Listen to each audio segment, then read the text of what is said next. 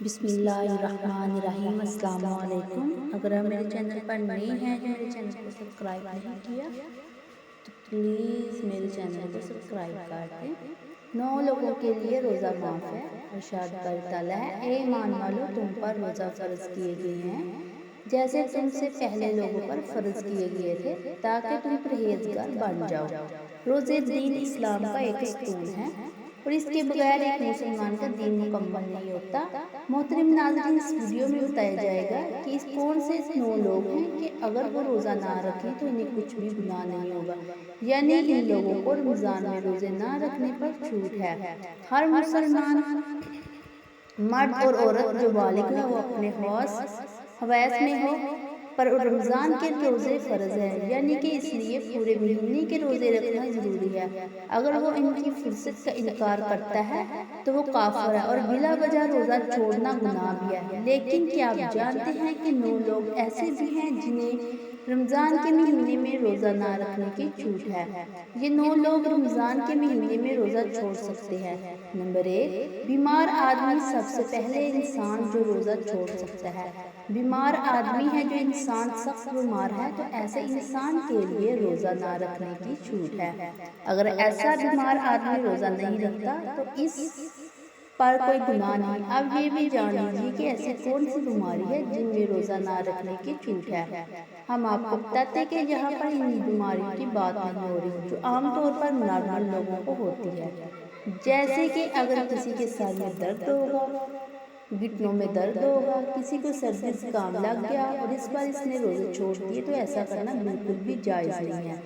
ایسے لوگوں کو روزہ رکھنا ضروری ہے۔ یہاں پر بیماریوں سے مراد ایسی بیماری ہے جس میں انسان کی جان جانے کا خطرہ ہوتا ہے۔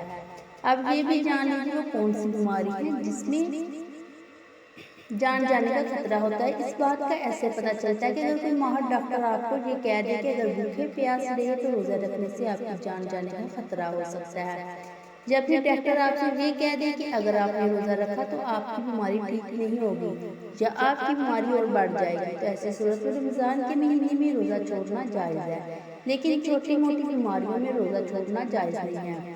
اب یہاں پر اگر کسی نے اپنی بیماری کی وجہ سے روزہ چھوڑ دیا ہے تو وہ یاد رکھیے اس سے ان روزوں کے بعد میں رکھنا پڑے گا جب اس کی بیماری ٹھیک ہو جائے گی، یعنی کہ جب اس کی بیماری ٹھیک ہوگی تو اس کو چھوڑے ہوئے روزوں کو قضا کرنا پڑے گا۔ اگر کسی کی بیماری ایسی ہے کہ وہ کبھی ٹھیک ہی نہیں ہوئی، اس کا آخری وقت قریب آ گیا، تو ایسے میں وہ اپنے گھر والوں کو یہ وصیت کرے کہ میرے اتنے روزے چھوٹ گئے ہیں اور ان کا فدیہ عطا کرے۔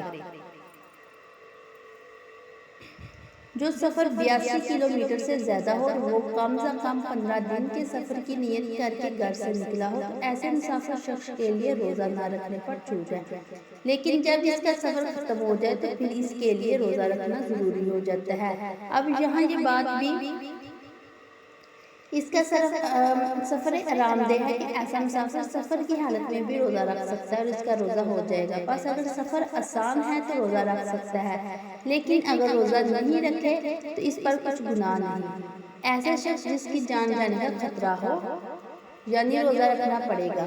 نابالغ بچے، یعنی جیسے کہ ہم سب جانتے ہیں کہ روزہ ہر بالغ انسان پر فرض ہے جو اپنے ہوش و حواس میں ہو، روزے نابالغ بچوں پر فرض نہیں ہے۔ اگر کوئی نابالغ بچہ روزہ نہیں رکھتا تو اس پر کوئی گناہ نہیں ہوگا اور اسے روزہ نہ رکھنے پر چھوٹ ہے، لیکن کوئی بچہ 10 سال کی عمر کو پہنچ جائے، اس میں روزہ رکھنے کی طاقت آ جائے تو اس کو چاہیے کہ وہ روزہ رکھنے شروع کر دے۔ اگر ایسا بچہ روزہ نہ رکھے تو اس کے گھر والوں کو چاہیے کہ اس پر سختی کرے۔ دوستو، ویڈیو اچھی لگی تو پلیز ویڈیو کو لائک کرنا، کمنٹ کرنا اور آپ سے گزارش ہے کہ میرے چینل کو سبسکرائب کرنا اور سپورٹ کرنا۔ شکریہ۔